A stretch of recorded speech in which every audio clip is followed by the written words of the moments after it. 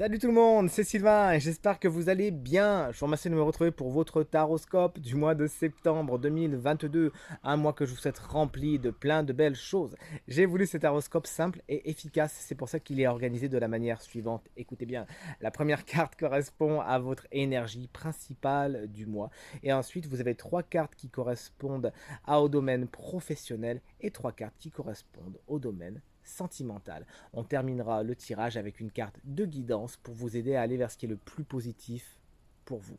Attention, puisque le tirage est général, les trois cartes peuvent vous parler et même raconter une histoire ou, encore une fois, chaque carte peut représenter une énergie séparée des autres. Peut-être que vous serez concerné par les trois énergies, peut-être que vous serez concerné par une ou deux des énergies, vous nous le direz.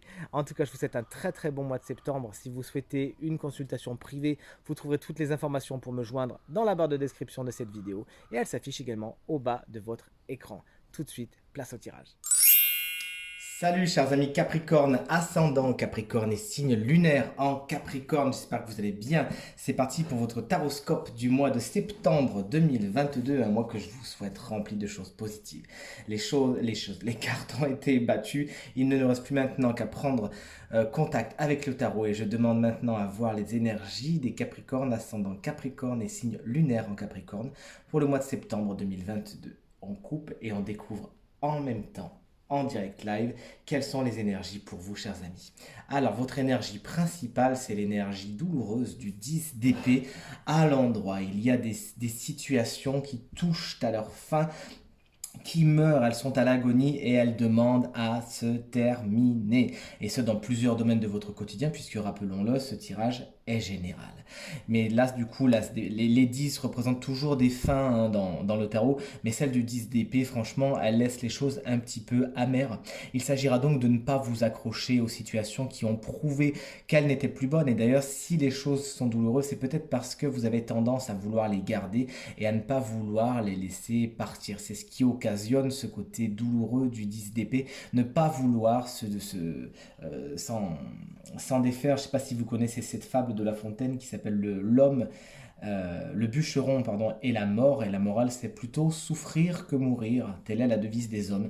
Et c'est un petit peu le message du 10 d'épée. Donc là, il va falloir vraiment vous prendre en main et être dans l'acceptation de ce qui demande à mourir afin de passer à autre chose. Il y a des jours meilleurs qui arrivent. Au niveau de votre professionnel, voici donc trois énergies pour ce domaine-là. La première énergie, c'est l'énergie de la reine de bâton. En tant qu'énergie, bien évidemment, elle vous donne beaucoup de courage, beaucoup de détermination, de charisme et de séduction afin de parvenir à vos fins. C'est vraiment des atouts que vous pouvez développer, hein, le côté séducteur, le côté sûr de soi, le côté je prends des risques, je suis courageux et je fais les choses différemment. Elle a un côté magnétique, hein, cette reine de bâton, elle amène d'ailleurs pas mal de sorties, de dîners d'affaires, des choses là. Et c'est vraiment quelque chose de très positif. En tant que personnage, elle a une grande autorité, beaucoup de charisme et elle sait diriger son équipe d'une main de fer, tout en faisant agir son énergie feu, en étant vraiment très réchauffante, si vous me permettez l'expression. Si vous devez donc la séduire, la convaincre de faire quelque chose au niveau professionnel, il faudra lui montrer comment ça peut la faire avancer, elle également, et à quel point vous êtes dans l'action, la détermination et dans le fait que vous voulez aller en avant. Et là, vous aurez toutes ces bonnes grâces. La deuxième énergie pour vous, c'est la carte du fou à l'envers, de deux choses l'une. Soit il y a des prises de risques qui sont un peu inconsidérées. Vous avez tendance à vous jeter dans quelque chose, mais il n'y a pas vraiment de filet de sécurité. Donc cette carte, elle vous dit attention à ne pas agir sur des coups de tête au niveau du professionnel.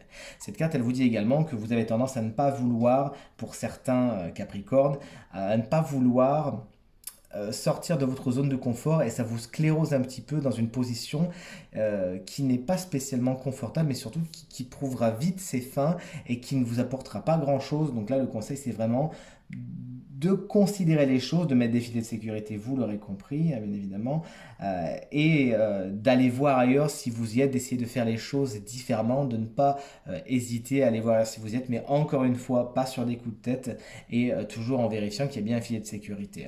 Et la troisième énergie, ben, c'est ma carte préférée, vous le savez, c'est la carte de l'étoile que vous tirez ici, qui montre beaucoup donc, de douceur, de réparation, de guérison, mais surtout d'espoir. L'espoir revient, l'espoir renaît, et il y a cette protection au-dessus de vous, de bonne étoile, qui vous permet de vous livrer, de vous montrer à nu justement, et de déverser ce que vous avez à déverser. C'est une énergie qui est très douce, et qui aura tendance aussi à vous dire que certains projets vont devoir prendre du temps, et donc tout de suite l'étoile, elle va temporellement vous placer dans un futur qui n'est pas immédiat. Il y a donc des choses qui se passent au niveau professionnel, vous vous en plantez les premières graines au mois de septembre, mais c'est peut-être pas au mois de septembre justement que vous allez en, euh, en voir les fruits, hein. Tout simplement, il faudra peut-être attendre encore un petit peu. Toujours est-il, c'est une énergie très douce et très bienveillante qui vient apaiser pratiquement toutes les situations au niveau professionnel. Voyons maintenant trois énergies qui concernent votre sentimental. La première énergie, tiens, c'est la carte de l'empereur inversé. Donc encore une fois, de deux choses. L'une, cette carte nous explique qu'il y a de l'instabilité dans l'air. Vous avez peut-être du mal à construire quelque chose pour certains Capricornes, ascendant Capricorne et signe lunaire en Capricorne. Vous avez bien du mal à construire quelque chose. Les bases, les fondations ne sont pas spécialement solides, pas spécialement saines, pas spécialement celles que vous attendriez tout simplement. Il y a aussi ce côté je ne m'investis pas, je n'ai pas envie de le faire. Il y a une espèce de flemme, c'est comme si vous étiez dans quelque chose et que vous avez aussi un pied ailleurs. En tant que personnage, l'empereur à l'envers, alors méfiez-vous-en parce que c'est quelqu'un de très autoritaire qui peut carrément être un peu acerbe, un peu vif, un peu méchant, puisque cette personne va vouloir que tout aille comme lui ou elle veut et pas autrement. C'est quelqu'un qui peut se montrer un peu tyrannique, qui va avoir tendance à tirer un peu sur la corde pour avoir gain de cause. C'est pas quelqu'un qui va vraiment être dans le partage, c'est plus quelqu'un qui va vouloir tirer la couverture à lui dans ce sens-là. Mais en même temps, c'est le paradoxe, c'est pas quelqu'un qui va non plus avoir le plumage qui se rapporte à son ramage. Sachez donc débusquer cette personne si vous êtes concerné par elle.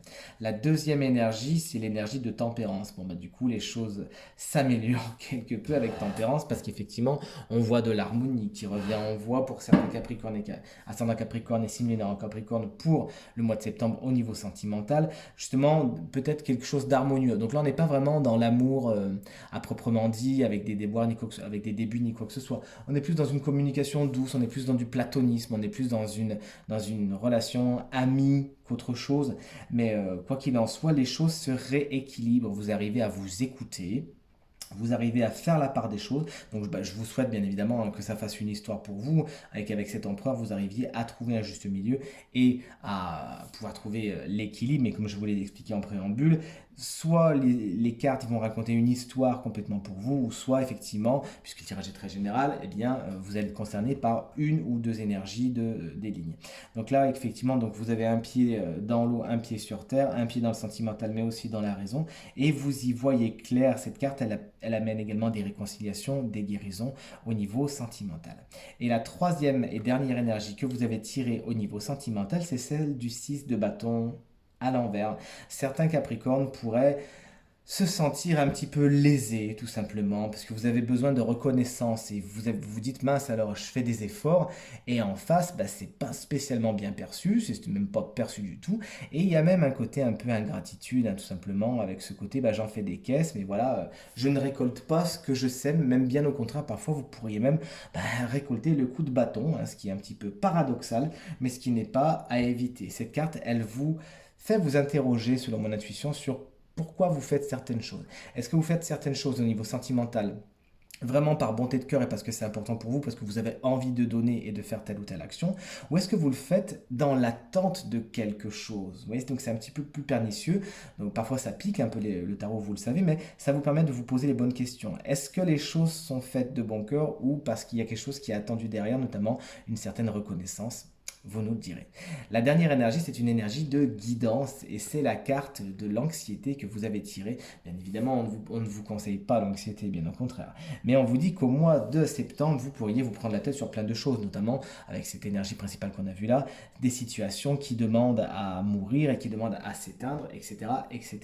Et effectivement, cette carte de l'anxiété vous dit que oui, effectivement, parfois c'est bien de se prendre la tête, mais trop se prendre la tête, trop nourrir ces anxiétés, ce stress et ces frustrations, bah, c'est pas le mieux non plus. Donc à un moment, il faut que vous posiez la question de quoi j'ai envie. Si j'ai envie d'être malheureux, j'ai envie de me prendre la tête, ah bah effectivement, continuez. Mais je ne pense pas que vous allez nous répondre ça.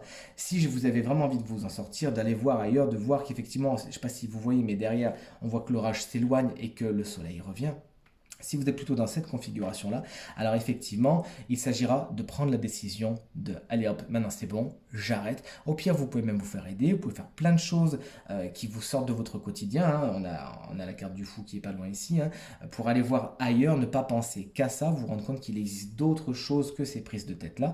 Et c'est votre responsabilité, c'est vraiment sur ça que l'oracle veut vous guider. Il est de votre responsabilité d'entretenir vos énergies psychiques, vos énergies psychologiques, intellectuelles. Tout part d'un choix, je sais, c'est peut-être plus facile à dire qu'à faire, mais sachez-le, chers amis Capricorne, être dans la sérénité, c'est aussi d'abord le décider et ensuite s'en donner les moyens.